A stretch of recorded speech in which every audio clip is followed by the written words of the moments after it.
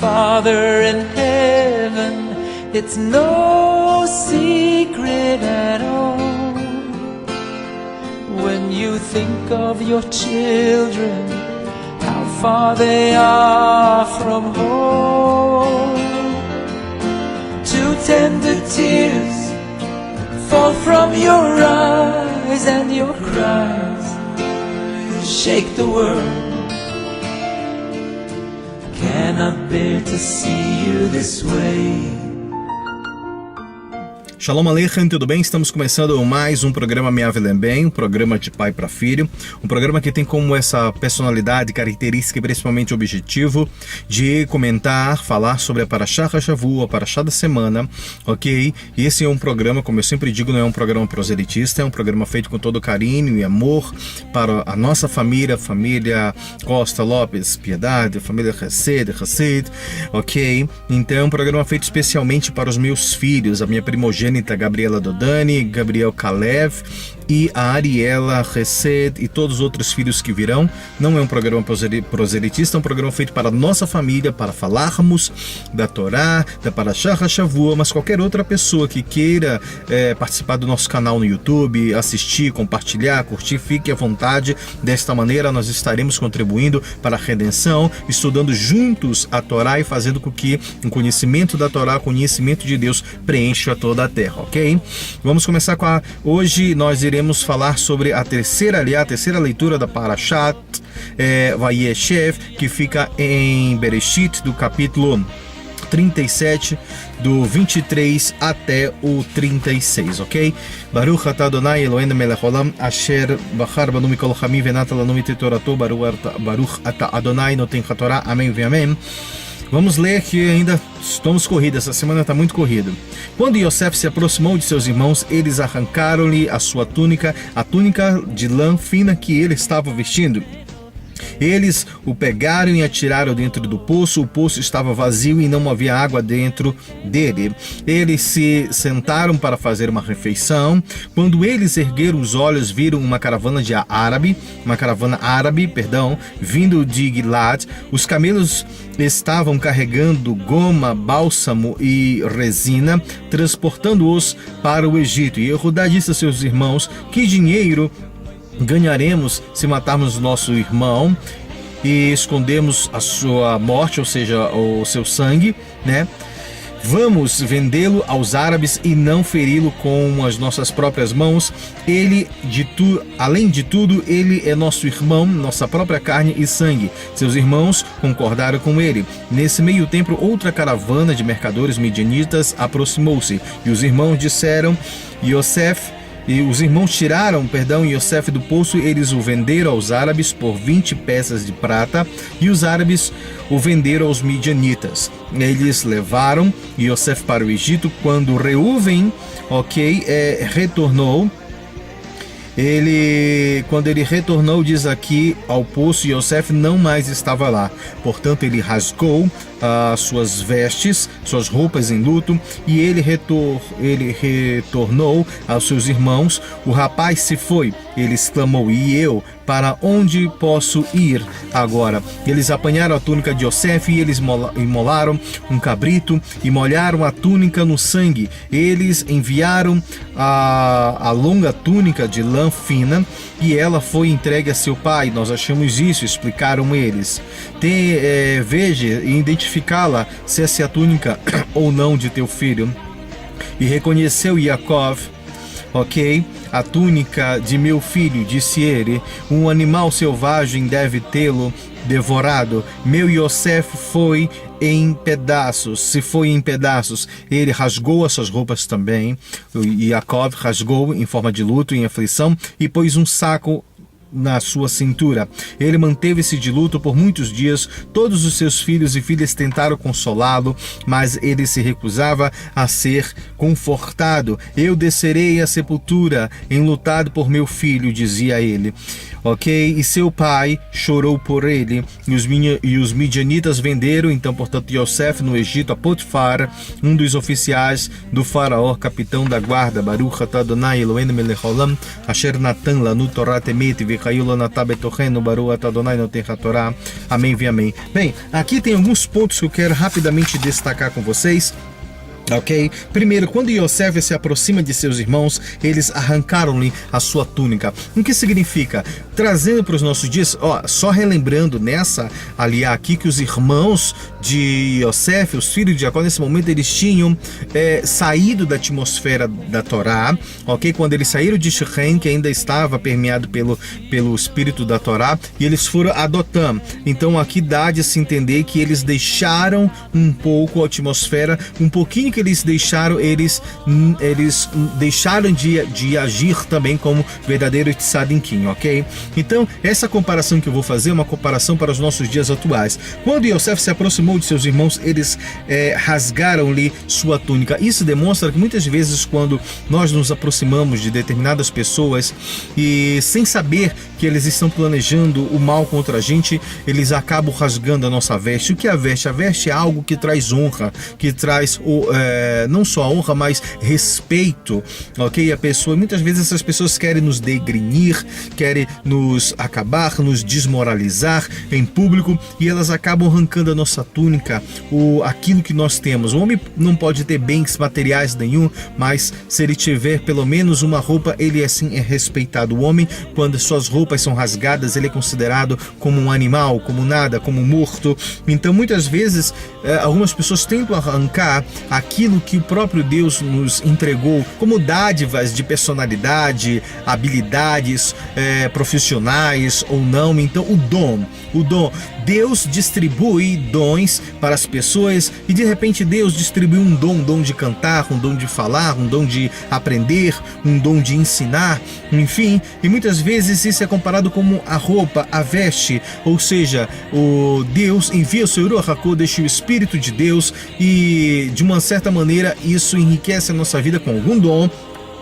E algumas pessoas que sentem inveja, ciúme, que não são permeadas pelo espírito da Torá, acabam agindo de má fé, acabam agindo de uma forma com má conduta, e elas arrancam essa túnica. Foi isso que aconteceu com os filhos de Jacó, que nesse momento se desviaram um pouco da Torá e rasgaram e tiraram a túnica de Yosef. Atiraram em um poço, só que a Torá diz o seguinte, que eles atiraram num poço. Atirar num poço é praticamente querer matá-lo ao mesmo tempo, ou seja, deixar debaixo da terra. Mas eles atiraram um poço que estava vazio, diz a Torá, sem água. Por que sem água? Porque na realidade a água, ela traz a vida. A água, ela é vida, ok? E ali mostra que não existia esperança, não existia vida, ok? Mas fala também que existiam cobras e escorpiões, não tinha vida, mas tinha morte. Muitas vezes, pelos problemas da vida, nós somos jogados a um poço.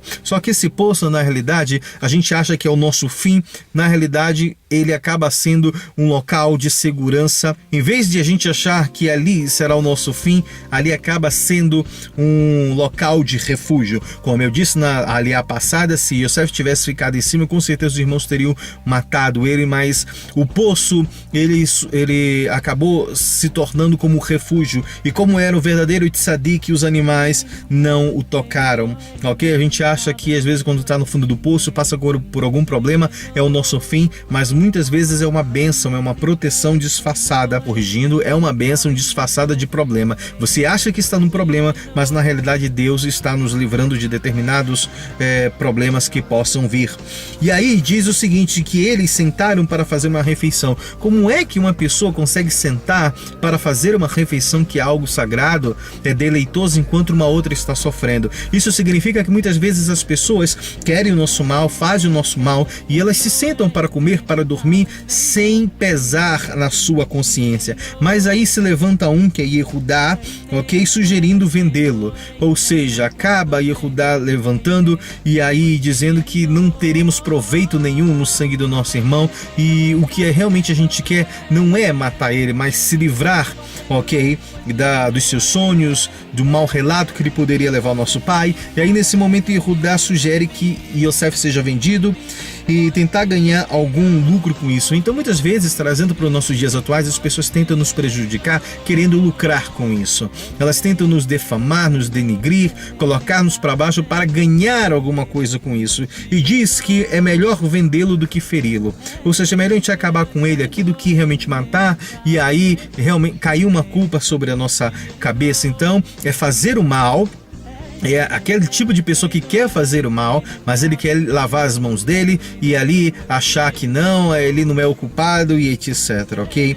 Ele é nosso irmão, nosso sangue, e Judá vem falando. E eles decidem então vender Yosef por 20 peças de prata, ok? Se você pegar, se ali estavam 10 irmãos, ok? Eles venderam então por 10 peças de prata, ficando 2 para cada. A gente vai ver que Reuven, o primogênito, não estava ali, mas eles reservaram ali para vender. Ou talvez Judá, pelo fato dele ter dado a ideia, ele iria ganhar 2 vezes mais lucro em cima de Yosef. E aí fala que eles venderam aos árabes e depois os árabes venderam aos midianitas e ele foi levado para o Egito. Reuven volta ao poço. Vem cá, os nossos sábios vão dizer o seguinte: mas se Reuven salvou, como a gente leu na alheia passada, tentou salvar Yosef para que os irmãos não matassem e colocassem ele num poço, aonde ele estava? Porque diz Reuven voltou ao poço. Se ele voltou, onde ele estava, aonde ele foi, diz os nossos sábios, perguntam, né? Ele acaba voltando ao poço e não encontra Yosef. E aí, nesse momento que ele não encontra Yosef, ele acaba rasgando as suas roupas de luto.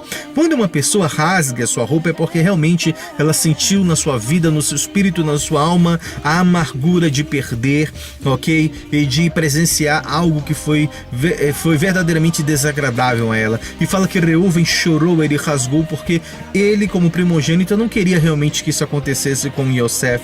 Agora, por que Reuven não foi contagiado com essa má influência pelos irmãos e não quis realmente que Yosef fosse morto e não sentiu inveja e etc? Nós vamos explicar. O rapaz se foi, disse ele. O rapaz se foi.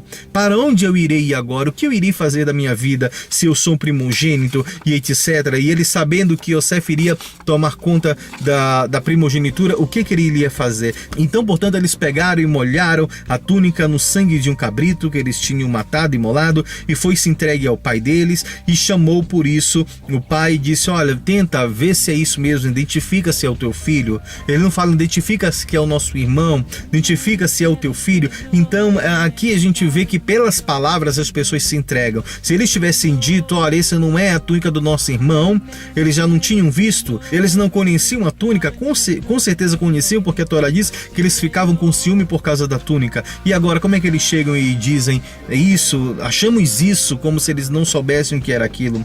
E aí Yaakov fala que um animal selvagem deve tê-lo devorado. Realmente Yaakov ali acabou mostrando, em outras palavras, que os seus filhos naquele momento agiram como animais. Como eu disse, quando você está com raiva, o espírito de profecia ele deixa, o Ruach HaKodesh lhe abandona. Então, nesse momento, com a raiva que eles tinham, com a inveja que eles estavam de Yosef, eles ficaram irracionais como verdadeiros animais. E aí Yaakov fala que um animal selvagem deve tê-los devorado. E foi dessa maneira que eles agiram, por eles estarem fora do clima, fora da região permeada pela Torá. Eles foram considerados como verdadeiros animais irracionais e selvagens, porque eles quiseram realmente tirar a vida, ver o sangue derramado. Se não fosse Yehudá dizendo: não tire o sangue, ok? Meu Yosef feito em pedaços, diz que ele acabou, ele foi devorado. E aqui fala que Yaakov rasgou suas roupas em aflição, pôs um saco na sua cintura em sinal de luto, ou seja, o filho dele, da cintura para baixo, onde mostra os seus órgãos ali que produzem filhos, ele acabou para ele a vida ali, acabou o poder de gerar, de ter filhos, e ele entrou em estado de luto e recusou-se ser confortado. É muito difícil quando o pai não tem notícias do filho e não sabe o que fim se deu ao seu filho. E aí fala que os midianitas venderam para o Egito, na casa de Potifar, como a gente já acabou de ler. Lembra que eu falei que o Reuven veio, de onde ele veio, para onde ele foi, aonde ele estava nessa situação quando Yosef foi vendido? Rashi vai vai nos dar essa resposta. Ele vai dizer: Reuven estava cuidando de seu pai. Na realidade, como Yosef tinha chegado até os seus irmãos, quem estava tomando conta do pai não tinha. Então Reuven, por ser o primogênito, ele retornou para tomar conta do pai. Só que aí fica uma pergunta, né? Se ele tivesse retornado, como é que ele iria explicar para como é que ele ia explicar para Yaakov? Olha, se você só veio até o teu irmão chegar, como é que teu irmão está? E quais as outras notícias? E aqui não aparece nada disso.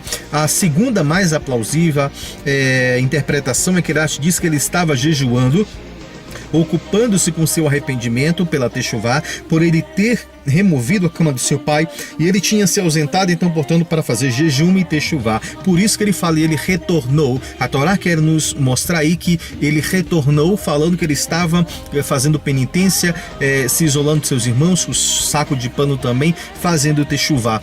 Aqui eu acredito que prova mais do que nunca, como eu disse, como é que Reuven não se contaminou com esse pensamento sanguinário de tentar matar Yosef. Só ele chegou e disse: olha, não vamos matar, mas joga no poço, com o intuito de tentar salvar, justamente porque ele já estava ali sendo influenciado pelo espírito da techuvá, ok, de voltar e de se arrepender dos seus pecados. A Torá não diz que Reuven partiu, mas apenas que ele retornou, mostrando realmente que ele estava fazendo techuvá. Até a venda de Yosef foi algo positivo, dizem os nossos sábios, num caminho da salvação e em direção à redenção final do povo de Israel. E aqui eu vou ler para vocês o que diz a faísca da Hassidut. Ao vender Yosef, os irmãos o fizeram seu escravo, não só fisicamente, mas em termos espirituais também. Como Yosef seria o futuro vice-rei do Egito, sua venda como escravo pelos irmãos afirmou o Egito como escravos do povo judeu. Isto mais tarde provou ser benéfico ao povo judeu durante o exílio, no exílio egípcio, pois até mesmo quando os judeus estiveram escravizados fisicamente, eram os egípcios que estavam escravizados espiritualmente. E esta profunda verdade teve, de fato, alguma manifestação física. Era provável para os egípcios terem total controle sobre o povo judeu, até mesmo quando estes eram escravos. Disto, nós vemos que não só a venda de Yosef teve uma consequência positiva mais tarde, que Yaakov e sua família puderam obter comida, mas além disso, sob uma perspectiva mais profunda, a própria venda foi um ato positivo, pois ele tornou-se Yosef, Egito, pois ela tornou Yosef, Egito, escravo permanente do povo judeu. Então, no final de tudo isso, nós vemos que algo que parece ruim, um problema, era uma bênção disfarçada, de problema, porque serviu para a redenção e para a proteção do povo judeu, assim como aconteceu com Diná, que a gente vê ela sendo violada ali, mas na realidade terminou em algo positivo, porque todas aquelas mulheres aderiram ao judaísmo e ela conseguiu o objetivo final dela, que era salvar aquelas pessoas, ok? Bem, agora vocês viram que mudou praticamente o vídeo aí, né? Tá escuro, porque na realidade, como eu falei para vocês, a semana tá bastante corrida e eu tô terminando de gravar esse vídeo ainda dentro do carro, só que agora chegando do trabalho, e eu não ia deixar de fazer, esse vídeo, então eu precisaria concluir ele, ok? Bem, só para comprovar aqui que tem uma prova que Reuven realmente estava fazendo techuvá, porque fala que os irmãos sentaram para fazer uma refeição, e aqui o Reuven não aparece. Por quê? Porque como ele estava num processo de jejum, de techuvá, de Baal techuvá, ele então teve que sair para então realizar o seu jejum, ok? Deixando seus irmãos a só. Então isso está baseado em Simchat Shabbat na Parashá Vayeshev, ok? Então, só para concluir, aí os nossos sábios vão dizer: por que será que os irmãos durante 22 anos eles não revelaram a Yaakov e não conseguiram delatar um ao outro com relação a esse segredo aí, que era o segredo da venda de Yosef? Por quê? Então os nossos sábios vão dizer, o próprio Rashi vai dizer, o Midrash vai contar também, que eles fizeram um acordo entre eles, ok? Que acordo foi esse que eles eles fizeram? Eles fizeram um acordo de excomunhão, ok? Qualquer um dos irmãos que tentassem delatar a Yaakov de que Yosef tinha sido vendido, eles seriam então excomungados da família, da tribo de Israel, das promessas e etc, ok? Então Rashi vai dizer que eles fizeram isso. Agora, como eles poderiam fazer isso se Reuven não estava com ele? E esse pacto, esse voto só poderia ser feito se tivesse um minyan, se tivesse um coro de 10 homens. Aí os nossos sábios vão dizer, e o Midrash também vai dizer, Rashi e o Midrash vão contar que eles tomaram Deus como o 10º homem, como o 10º elemento para que fizessem o voto. Só que aí fica uma pergunta, como é que Deus iria entrar nesse voto? Como é que Deus iria compactuar, iria aceitar esse voto de sangue, um voto sanguinário de pessoas que tentaram matar e agora venderam na realidade o seu irmão? Como é que Deus consegue? Isso é cabível de Deus entrar nisso? E outra coisa, Deus não é homem. Como é que ele poderia ser contado como um homem se Deus é incorpóreo? E como é que ele poderia ser contado no minyan para este voto? Ok? Só que aí Rashi vai contar e os nossos sábios vão dizer que Deus, sim, ele consentiu em fazer parte deste voto. Tanto é que existe uma prova. A prova é muito racional. Se os irmãos não contaram nada para Yaakov sobre a venda de Yosef, se eles não contaram nada, ok? Deus poderia muito bem ter revelado a Yaakov que era um tzadik, ok? Poderia ter revelado através de sonhos, através de um anjo. Porque Deus não revelou e não confortou o coração de Yaakov, mostrando que o seu filho Yosef estava vivo? Por quê? Então os nossos sábios, Rashi e Midrash, vão dizer que Deus, ele não permitiu com que Yaakov soubesse que Yosef estava vendido. Então Deus estava concordando com este plano desde o início. E fala mais que Yitzhak, que ainda estava vivo nesse momento, sabia, e ele poderia muito bem ter contado por revelação ao seu filho Yaakov de que José e Yosef estava vivo. Por que ele também não contou? Porque ele disse: se Deus, que é Deus, sabe que Yosef estava vivo, e ele privou Yaakov de saber que o seu filho estava vivo, quem sou eu então para delatar? Quem sou eu então para falar? Se Deus não quis, realmente não era para que Yaakov soubesse do paradeiro do seu filho Yosef, ok? E aí vem a pergunta novamente que eu fiz: por que Deus consentiu em fazer parte desse voto? E diz mais os nossos sábios que os irmãos, eles só conseguiram ter forças para segurar por 22 anos este segredo. Um poderia ter deletado, outro poderia ter se arrependido e etc. Os nossos sábios vão dizer que por isso que eles tomaram Deus como parte do voto no minyan, e pela força de Deus foi que eles não conseguiram então revelar que Yosef tinha vendido. E aqui, para finalizar, a gente termina dizendo como é que Deus compactua, como é que Deus permite e entra em acordo, fazendo com que Yaakov não soubesse da vida dele, não permitindo que Yitzhak revelasse, e fazendo com que nenhum dos irmãos fizesse. Como é que Deus pode se associar a esses homens que a princípio parecem sanguinários, homens que venderam o seu irmão, ok? Como é que pode isso acontecer? Na realidade, os nossos sábios vão dizer que o bem que um rashi, que um mal, que uma pessoa má faz, até o bem que ela faz é considerado como mal. E ao contrário, diz que um tzadik, um justo, até o mal que o justo aparenta fazer, na realidade é um bem disfarçado. Quanto mais a gente comparar com o Eterno, comparar com Hashem, então se Deus permitiu com que isso acontecesse, é porque existia uma bênção, uma barachá muito grande escondida por trás de tudo isso.